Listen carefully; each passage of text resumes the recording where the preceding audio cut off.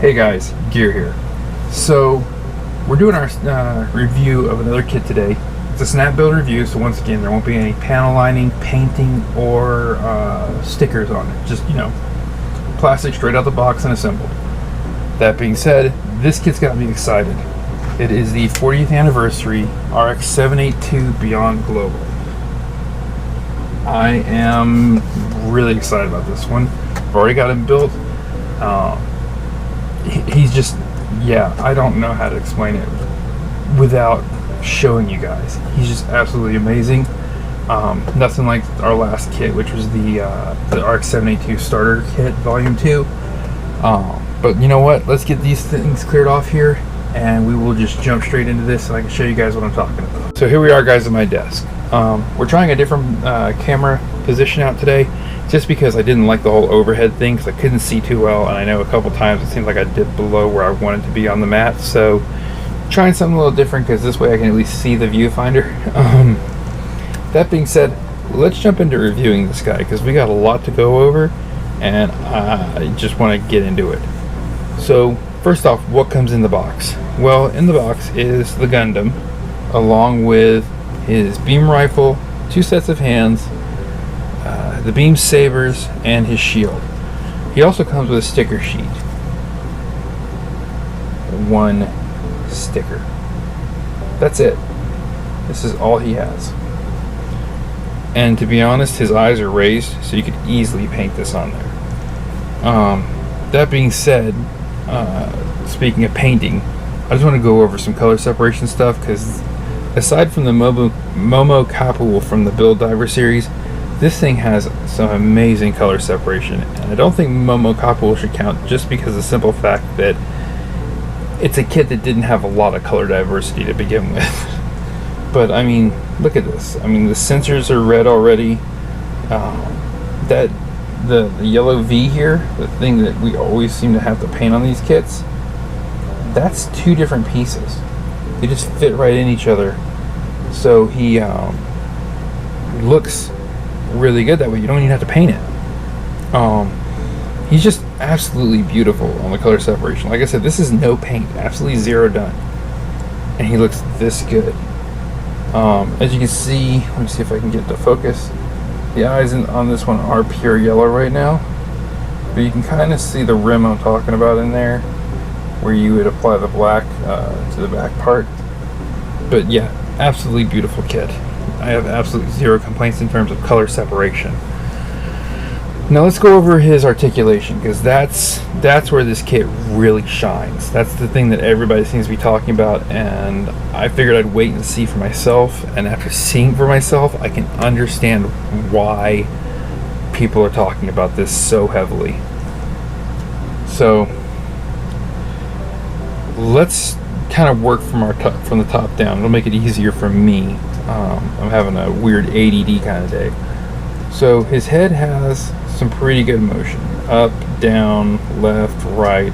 It can't go too far up. Like, that's about the max it can go. But really, you don't need higher than that. And that's really good. As far as his arms, I mean, they can go out like normal, twist all the way around. These shoulder things are designed so they can go up to give him a higher reach up. And with the way the chest pops out back here, it allows him to reach across his body easier for those unique poses where he's, like, you know, have his rifle in his hand and he's bringing it up under himself and turning to fire it off.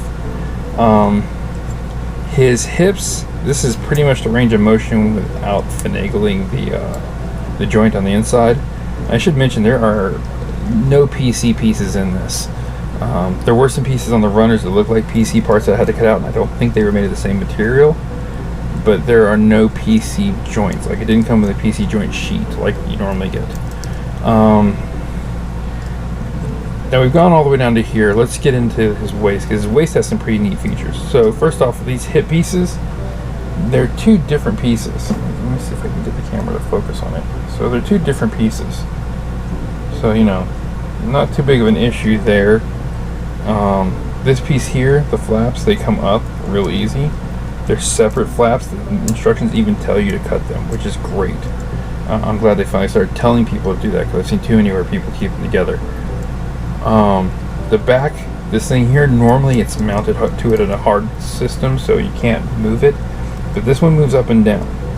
So, you know, it adds for a few more positioning poses and whatnot that you wouldn't normally be able to do. The what's it called? The hole for the stand is located on the back half of the skirt, which is great because it doesn't stick out too much or block the legs from being able to move, because honestly the leg articulation on this thing is a major selling point. As you can see, or can't really see it yet, let me adjust some pieces here. What's blocking me? Oh, it's that part of the hip. Okay, so up in here you can see it has the little swivel piece that you see. I know they used a similar piece in the, what is it called? In the ground type Gundam SDCS frame, but in this one it's a little bit different. It moves pretty well with him, because this is a really tight kit. Like, it feels really tight. But it's great because I've always had trouble with like that kneeling pose. Never been able to get it quite right. But with this guy here, and with that swivel joint and everything, I mean, that's really good. I've never been able to get this pose right, and Lord knows I have tried hundreds of times. I usually end up having to put the leg like way out here just to get the angle right on this leg without it being like up in his throat. But I mean, with this guy's articulation in the legs, I mean, bump the camera.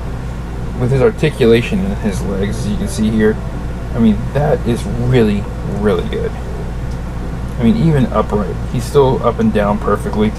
Looks really good. He has, you know, the standard gaps in the front of the feet that you see with almost all these types of Gundams. And like I said, he has some amazing articulation, as you can see. The knee joint is obviously a separate piece, which makes it really good for posing, because that moves separately. So, you know, you get some unique positions and it doesn't look all hard and stiff. It's just an absolutely beautiful kit in that aspect.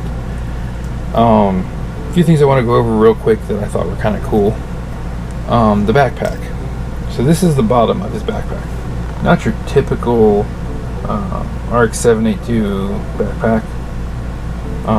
This piece actually is supposed to go down, and it's what mounts on his arm. And then there's the hand grip, and it slides right out real easy. Well, I say real easy, and watch, now I'll have trouble with it. I jinxed myself. There we go. So it comes out really easy, and just can be slid in up here like this, so he can actually be like grabbing it. Let's see if I can. I have butterfingers. That, so you know, you can have him hold the shield in front of him, or I know you can actually like do it this way too, where you can actually like mount it into the top the way I had it mounted in the bottom. Let's see if I can get to do it. There we go, like that.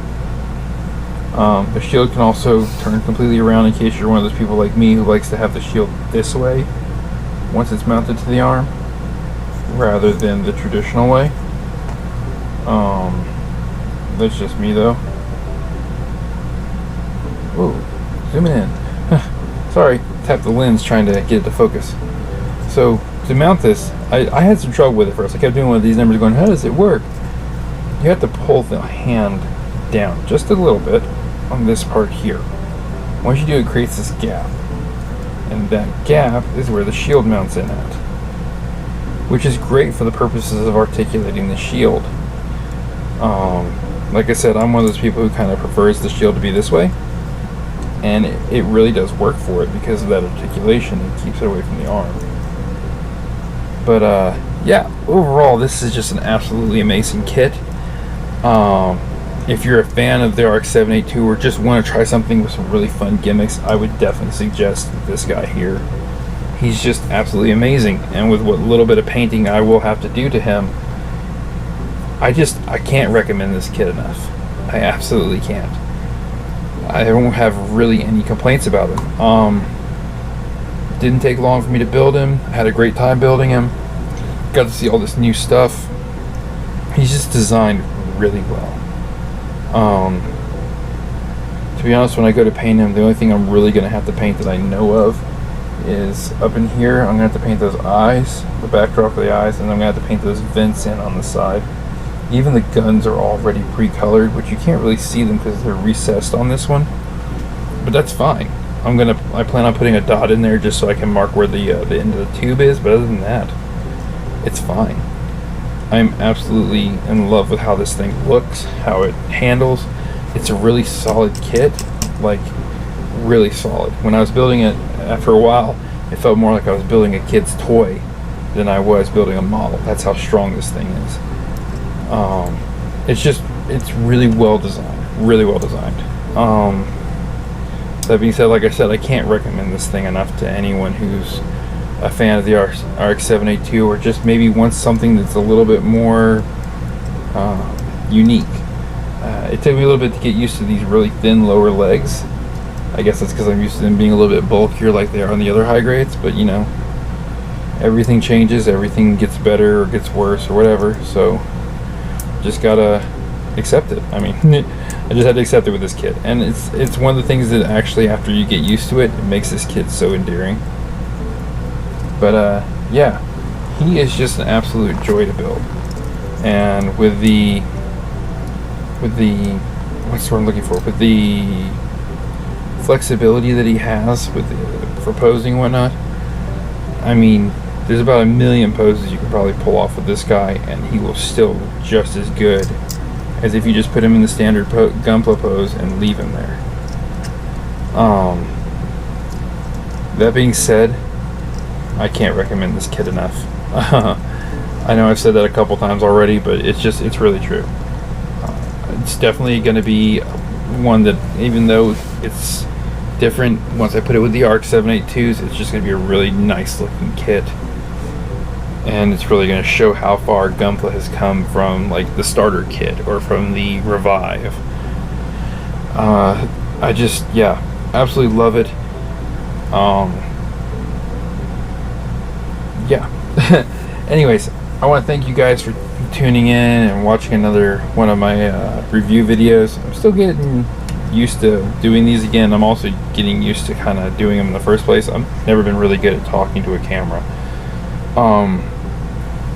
That being said, the next video I'm going to do for a review, I think it's either going to be the Phoenix Gundam or maybe the industrial version of this guy. I haven't really decided yet. Now, let me say, if you guys have a preference, feel free to leave me a comment about it, and maybe I'll go with whoever gets the most votes of the two of them. Anyways, I'm gonna, get off here, go get started on painting this guy, get him looking good and panel line, plus I gotta finish up that one that was already on the desk. Thanks for tuning in. Please like and subscribe, and make sure that little bell icon's clicked so that, when I post the next video, you get a notification. I'm hoping to get these things out like maybe once every 2 weeks. That gives me time for like editing and everything else. Plus, life's crazy. Gotta fit it all in the best I can. That being said, thank you guys for tuning in, and I will catch you next time.